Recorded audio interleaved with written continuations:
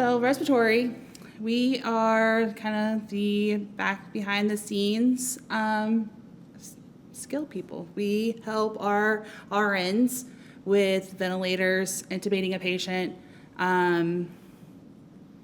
EKGs, nursery, all kinds of things. So we're just an allied health specialty with treatments and management of patients' breathing. So we have a few positions. We have a respiratory assistant. Our assistants are our EKG techs. They do, of course, the EKGs, the Holter monitors. They are our right-hand people. They will get all the supplies that we need, get our equipment ready, cleaned, and ready to go so that we are ready for any type of emergency. Our respiratory technicians are our student license. They will do breathing treatments. They can help set up BiPAPs. They can be in critical areas with a RRT. They have to be licensed. So they can observe with us. They can be in a code with us, but they have to be with a RRT.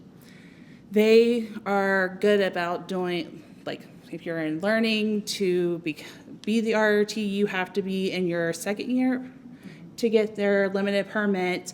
They have to be in school or just graduated. So and then once they pass their boards, they will become the RRT, and then they can apply for a job hopefully here with us. Our registered respiratory therapists is our RRTs. We're the ones that, like I said earlier, that does the BiPAPs, the vents, the intubations. We are starting up our A-line program again, that we can insert A-lines. We go and assess patients. If we think the pulmonologist needs to be on board, we run to our pulmonologist and say, hey, we need you to come look at this patient for us. And they will automatically run right over and look and see what we need to do. We are protocol driven, so we can evaluate the patient. If we think the patient needs breathing treatments, we add them. If we think the patient doesn't need breathing treatments, we can decrease their frequency or make them just as needed. So we have a lot of autonomy here with our doctors and our groups. Our respiratory assistants, they are on the job. So all they have to do, they need to have their high school diploma or their GED. They, like I said, they do the stocking and the supplies, make sure we have everything that we need. So we have a few student that come in. We just got in with COTC. Alicia and I are both on the board for them. And Columbus State has a program and Ohio State has a program. Most of our students come from Rio Grande, Washington State. We are trying to get Shawnee State to come up and hang out with us for a little bit. And then Rhodes State we had, which is over in Zanesville, which they're out of Lima. And then our RTs, we have to make sure that we are state certified, so licensed, and we have to have NBRC, which is our national boards. So you have to have a certificate through them, and you have to keep those going every 5 years. You do your CEUs every 2 for the state, and then every 5 for the NBRC to keep your license. So I'm Kellie Sharp, and I am the Workforce Development Specialist at Fairfield Medical Center. The next thing I want to talk about, though, is how we can financially support you if you decide that you would like to go on your career journey and what that can do for you, whether it's imaging or it's something else entirely different.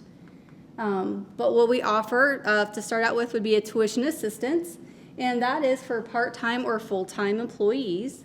You do need to be employed with us a minimum of 6 months before you can utilize it, and it does have a 1-year commitment when you do use it. When you are part-time, it's $2,500 reimbursement every year, and then when you're full-time, it's $5,250 every year, and that renews once a calendar year in January.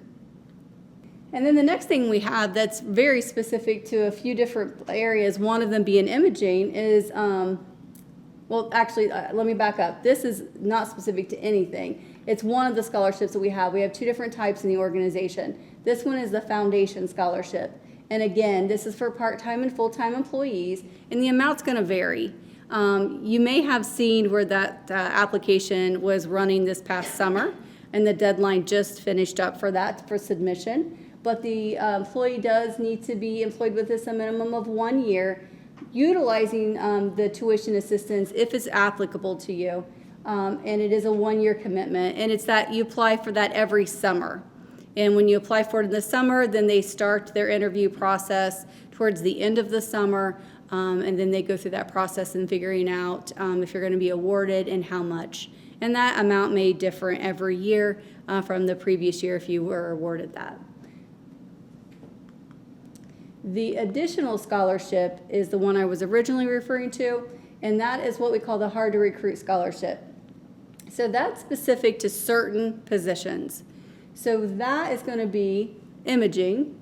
It's also going to be respiratory therapists, MLT and MLS, which that's at our lab, and then registered dietitians, and surgery, so scrub techs.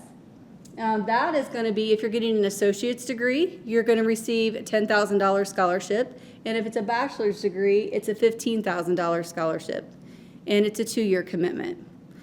The way this one differs a little bit is you really don't even have to be employed with us to get this scholarship.